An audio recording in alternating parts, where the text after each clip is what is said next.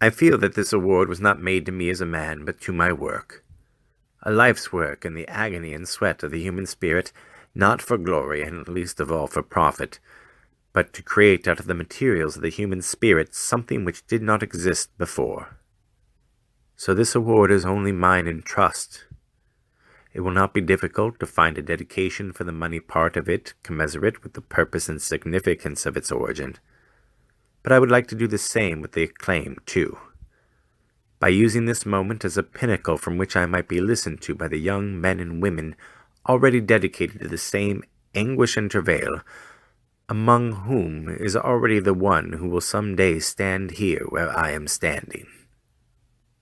Our tragedy today is a general and universal physical fear so long sustained by now that we can even bear it. There are no longer problems of spirit. There is only one question. When will I be blown up?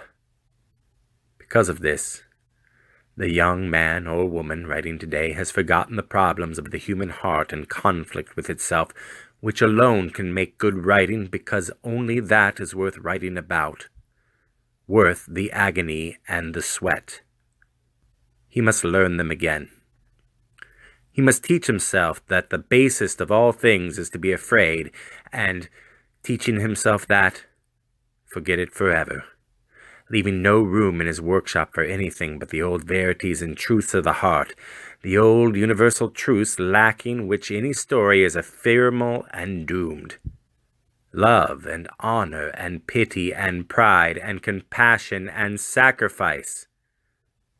Until he does so, he labors under a curse.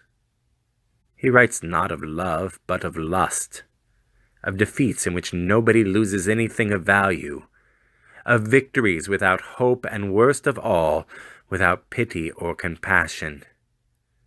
His griefs grieve on no universal bones, leaving no scars.